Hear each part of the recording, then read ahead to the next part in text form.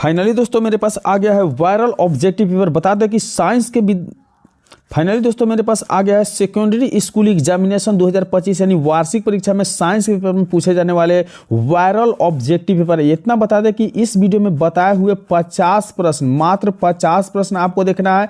अगर 50 प्रश्नों का अगर सही आप 40 प्रश्न का भी उत्तर देते हैं, अगर आपके पास पूरे दम है तो आप इस वीडियो में बताए हुए 50 प्रश्न में 40 प्रश्न को सही उत्तर देकर दिखाइए। अगर आप 40 प्रश्न का भी सही उत्तर दे सकते हैं तो हम मान लेंगे कि आपका तैयारी पूरा कंप्लीट हो गया है। और आप जब मैट्रिक बोर्ड परीक्षा में 21 फरवरी के साइंस का पेपर देने जाइएगा तो निश्चित रूप से आप 40 में 40 सही ऑब्जेक्टिव बना के ले आइएगा। यानी इतना बता दें कि जितने भी विद्यार्थी प्रथम पाली से एग्जाम देने जाएंगे उनके पास 112 सेट कोड मिलेंगे यानी सब्जेक्ट कोड मिलेंगे। वही अगर आप सेकेंड पाली से होंगे तो 212 और साइंस में कुल मिला के आपके पास 80 ऑब्जेक्टिव प्रश्न होगा। और जिसके लिए आपको 80 ऑब्जेक्टिव और 30 लघु उत्तरीय के लिए 2 घंटे 45 मिनट का समय दिया जाएगा। यह 80 नंबर के पूर्णांक होता है। बिल्कुल अगर आपके पास क्षमता है, दम है, तो इस वीडियो में बताए हुए मात्र 50 प्रश्नों में आप 40 प्रश्न सही करके और हमें कमेंट करके बता दीजिए। तो चलिए हम देरी नहीं करते हुए वीडियो को शुरू करते हैं। और यह आप लोगों के लिए चैलेंज है, जितने भी विद्यार्थी इस वीडियो को देख रहे हैं, इस वीडियो में बताया गया सभी प्रश्नों को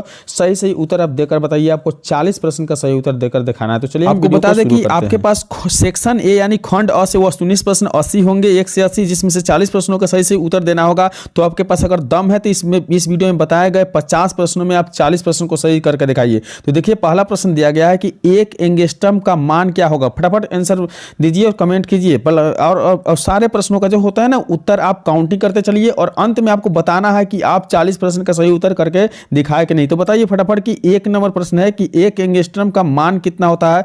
तो याद रखना है कि कितना होगा। चलिए आप लोग बता चुके होंगे, तो चलिए अब हम बताते हैं कि एक एंगस्ट्रम का जो मान होता है ना वह 10 के पावर -10 m होता है। ऑप्शन ए बिल्कुल इसका राइट। अगर आपका ऑप्शन ए था तो बिल्कुल आप सही किए हैं। तो अगली प्रश्न की ओर बढ़ते हैं। चलिए 2 नंबर प्रश्न देखिए। 2 नंबर प्रश्न है कि विद्युत बल्ब के फिलामेंट किस तार का बना होता है। विद्युत बल्ब में जो फिलामेंट होता है ना वो तार का बना होता है। देखिए 2 नंबर प्रश्न फटाफट आंसर कीजिए। और बिल्कुल आप सारे प्रश्नों का 1 से 50 प्रश्न है, बिल्कुल आप 50 प्रश्नों का उत्तर नोट करते चलिए और आप लास्ट में गिनकर बताइए कि कितना प्रश्न आप सही कर लिए। तो 2 नंबर प्रश्न है कि विद्युत बल्ब में फिलामेंट बना होता है। तो यह देखना है कि टंगस्टन का फिलामेंट बना होता है। ऑप्शन डी बिल्कुल इसका राइट उत्तर है। अगर आप लोग डी लगाए होंगे तो बिल्कुल आपका सही है। चलिए बढ़ते हैं अगली प्रश्न की ओर। 3 नंबर प्रश्न बिल्कुल 50 प्रश्न जिसमें आपको 40 प्रश्न का सही उत्तर देकर दिखाना है। तो 3 नंबर प्रश्न है कि शक्ति का एसआई मात्रक होता है। तो शक्ति का एसआई मात्रक क्या होता है तो याद रखना है। जल्दी उत्तर कीजिए कमेंट में फटाफट, या आप पूरे उत्तर को आप नोट करते चलिए और काउंटिंग करके अंत में जरूर बताएंगे। तो 3 नंबर प्रश्न का सही उत्तर हो जाएगा विद्युत शक्ति का एसआई मात्रक वाट होता है।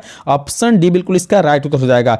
इस यूट्यूब चैनल के द्वारा प्रत्येक सुबह 6 बजे और शाम के 6 बजे इसी प्रकार के वायरल ऑब्जेक्टिव देखने के लिए मिलेगा। बिल्कुल पूरे किताब का चुना हुआ पेपर। तो चलिए आप फटाफट इस वीडियो को लाइक करिए और इस यूट्यूब चैनल को सब्सक्राइब करके हमें सपोर्ट जरूर करिएगा। तो आपके सामने 4 नंबर प्रश्न दिखाई दे रहा है। 4 नंबर प्रश्न है कि श्वेत रंग कितने रंगों के मेल से बना होता है। चलिए फटाफट आंसर करके दिखाइए कि श्वेत रंग जो होता है ना कितने रंगों के मेल से बना होता है। 4 नंबर प्रश्न का आंसर कीजिए। चलिए आंसर कर लिए होंगे तो हम बताते हैं कि इस प्रश्न का सही उत्तर डी हो जाएगा यानी 7। अगर आप लोग 7 लगाए होंगे तो बिल्कुल आपका सही है, अगर नहीं लगाए होंगे तो बिल्कुल आपका गलत है। तो चलिए हम अगले प्रश्न की ओर बढ़ते हैं यानी 5 नंबर प्रश्न आपके सामने आ रहा है।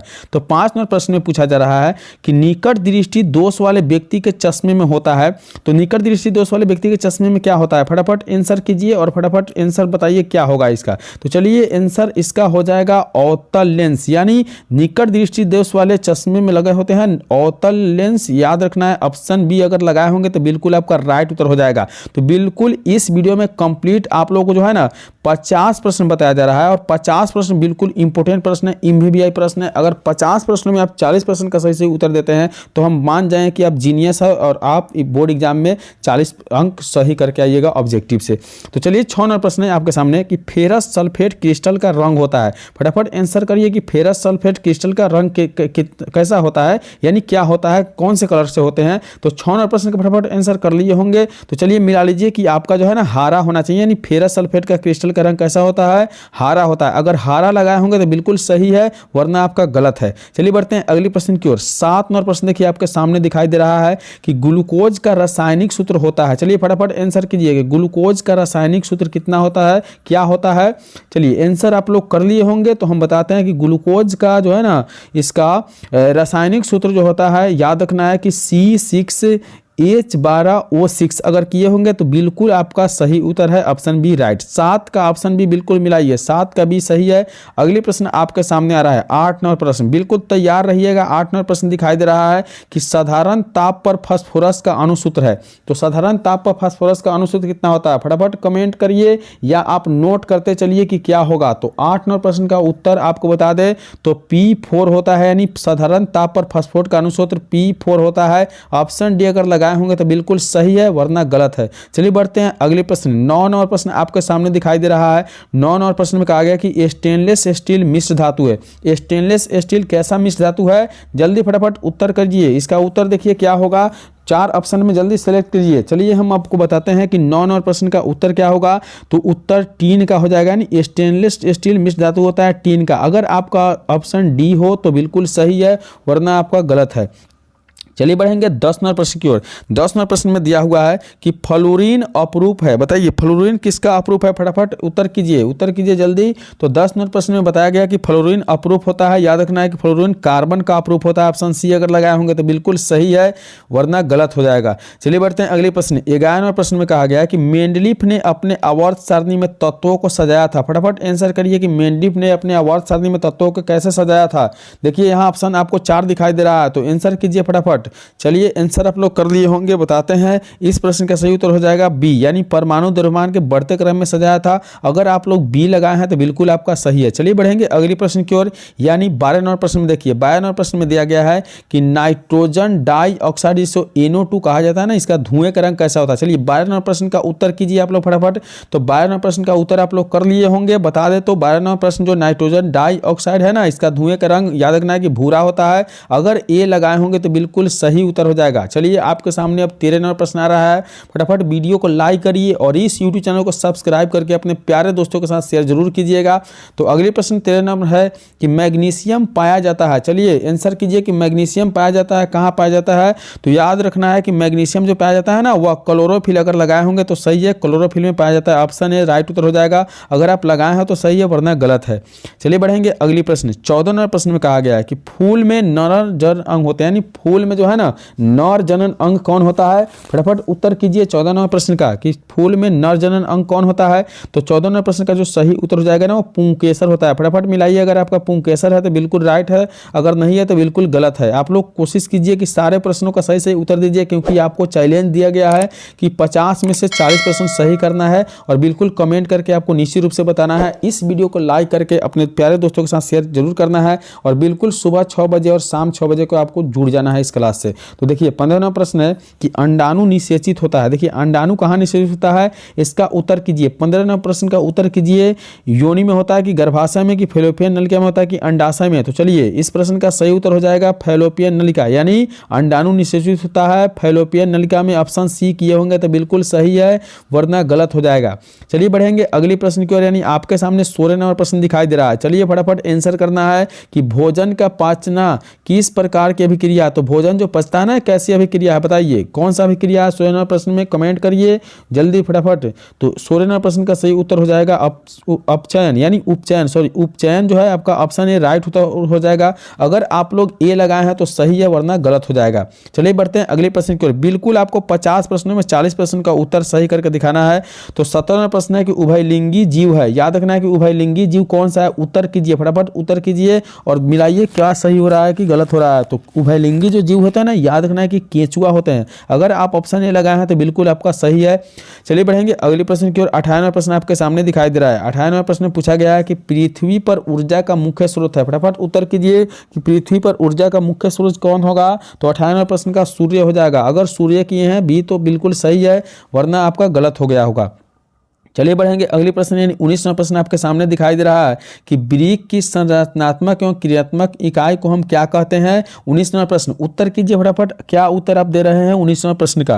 तो 19वां प्रश्न में पूछा गया ना, ब्रिक के संरचनात्मक एवं क्रियात्मक इकाई याद रखना है कि नेफ्रॉन कहा जाता है। अगर आप नेफ्रॉन लगाए होंगे तो आपका सही उत्तर होगा, अगर नहीं लगाए होंगे तो बिल्कुल गलत होगा। चलिए बढ़ेंगे 20वां प्रश्न की ओर। बिल्कुल 50 वायरल ऑब्जेक्टिव है आपके बोर्ड एग्जाम 2025 के लिए। तो 50 प्रश्न में अगर 40 प्रश्न का सही उत्तर देते हैं तो निश्चित रूप से समझिए कि आपका तैयारी कंप्लीट हो गया है। तो 20 नंबर प्रश्न में पूछा गया है कि एक कोशिकीय शैवाल में जल का परिवहन द्वारा होता है। चलिए उत्तर कीजिए कि एक कोशिकीय शैवाल में जल का परिवहन द्वारा क्या होता है। तो 20 नंबर प्रश्न का सही उत्तर होगा विसरण। अगर आप विसरण लगाए होंगे तो सही होगा, वरना गलत हो जाएगा आपका। तो चलिए 20 नंबर प्रश्न का ऑप्शन बी मिलाइए सही।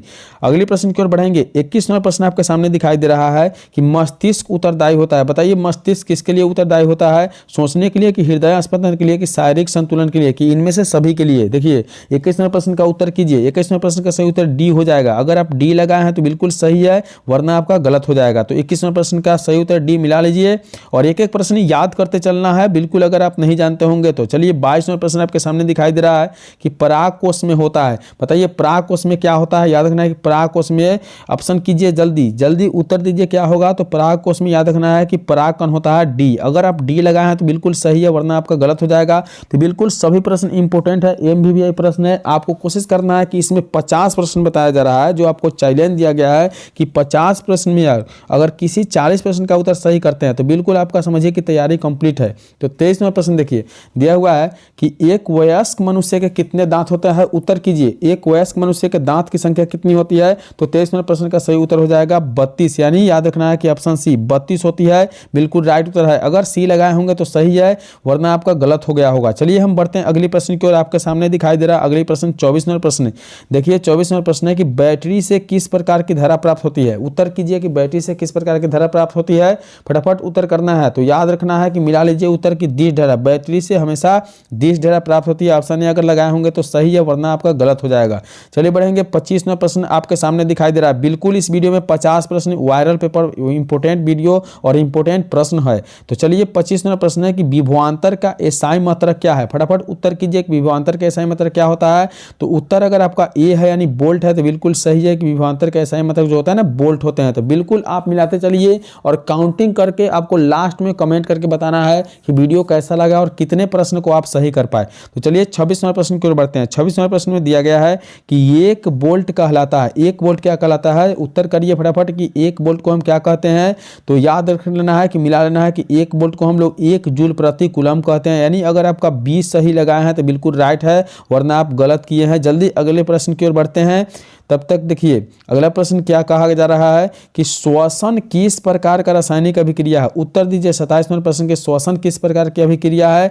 तो चलिए अगर उत्तर आपका उष्माक्षेपी होगा तो बिल्कुल आप सही लगाए हैं कि श्वसन आपका जो है ना एक प्रकार से उष्माक्षेपी अभिक्रिया है। इसका सी राइट उत्तर हो जाएगा। तो कंप्लीट इस वीडियो में हम आपको 50 वायरल ऑब्जेक्टिव वीवीआई प्रश्न दिखा रहे हैं जो आपके बोर्ड एग्जाम 2025 में आने वाला है। और बिल्कुल इस प्रश्न में आप 50 प्रश्न में 40 प्रश्न का उत्तर करके आपको दिखाना है। तो कौन विद्युत का सर्वोत्तम सुचालक है। तो कौन विद्युत का सर्वोत्तम सुचालक है 28वें प्रश्न में। देखिए बिल्कुल आप जल्दी से चूज कीजिए कौन है। तो अगर आपका ऑप्शन बी लगाए होंगे एजी तो बिल्कुल राइट उत्तर है ऑप्शन बी, वरना गलत हो जाएगा। चलिए बढ़ेंगे 29 नंबर प्रश्न की ओर। 29 नंबर प्रश्न आपके सामने दिखाई दे रहा है कि आवर्त सारणी के उदग्र स्तंभों को क्या कहा जाता है।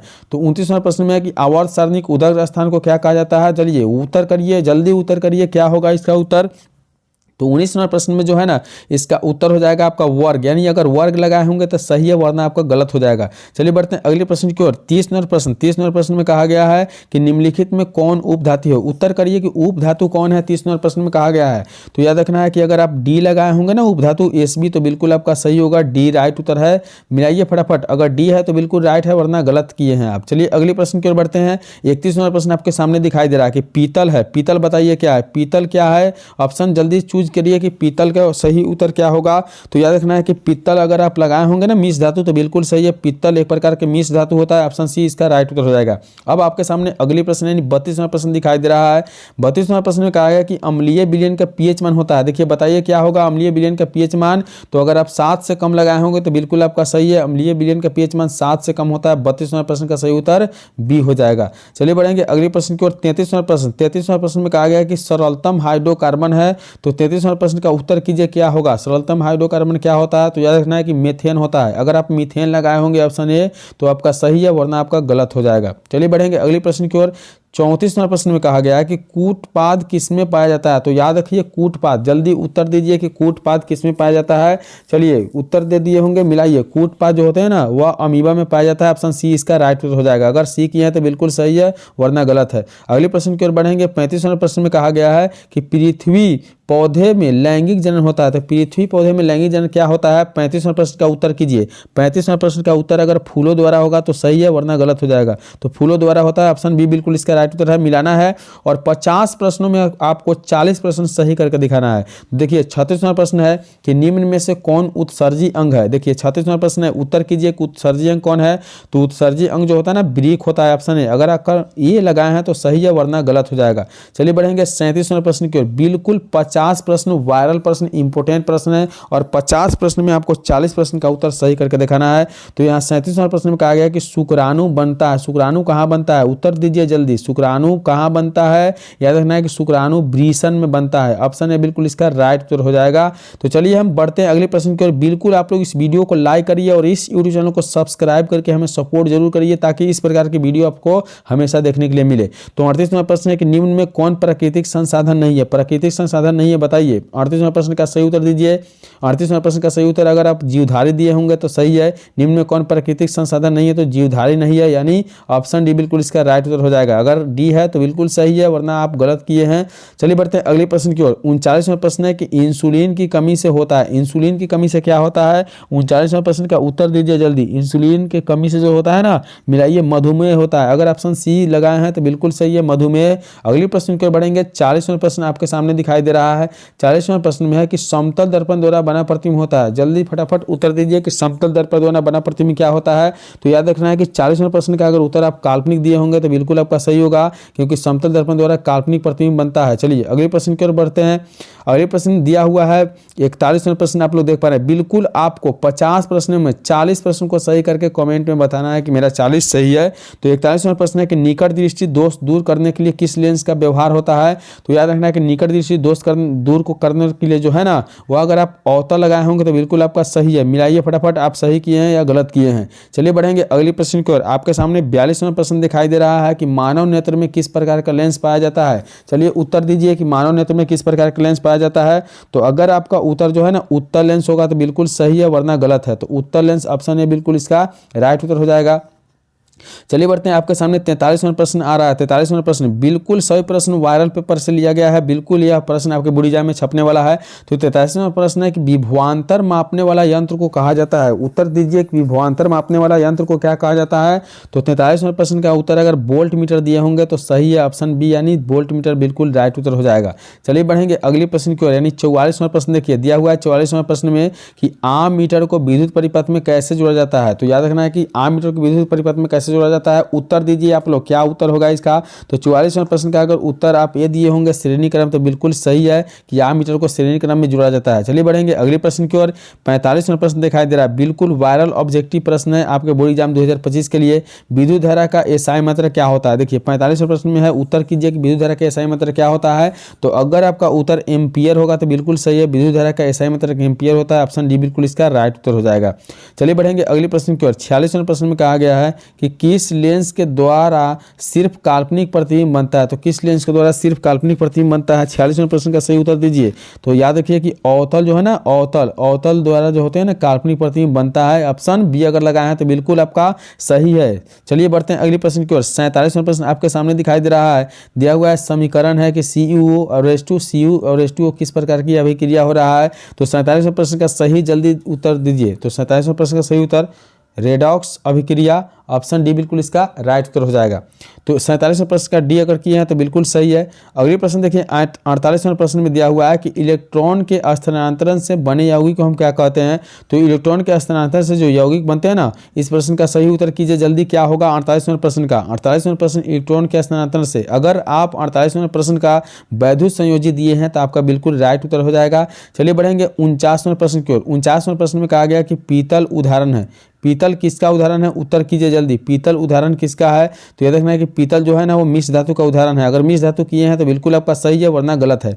चलिए अब आपके सामने आखिरी प्रश्न 50 नंबर प्रश्न दिखाई दे रहा है कि कार्बन हाइड्रोजन से संयोग करके बनाता है क्या। तो कार्बन हाइड्रोजन के संयोग से हमेशा क्या बनाता है, उत्तर कीजिए जल्दी। आपका उत्तर क्या होना चाहिए, तो इस प्रश्न का सही उत्तर होगा हाइड्रोकार्बन बनाता है। अगर आपका उत्तर बी है तो बिल्कुल राइट उत्तर हो जाएगा। तो कंप्लीट इस वीडियो में आप लोग 1 से 50 प्रश्न का उत्तर दिए हैं, तो आप काउंट करके बताइए कि आपका कितना उत्तर सही हुआ है। बिल्कुल कमेंट कीजिए और कमेंट करके बताइए कितना उत्तर सही हुआ है। अगर वीडियो अच्छा लगा हो तो बिल्कुल लाइक करिए और इस यूट्यूब चैनल को अगर सब्सक्राइब नहीं किया तो बिल्कुल सब्सक्राइब करिए। और चलिए मिलेंगे अगली वीडियो में और अगले सब्जेक्ट का वीडियो लेकर, तब तक के लिए बाय।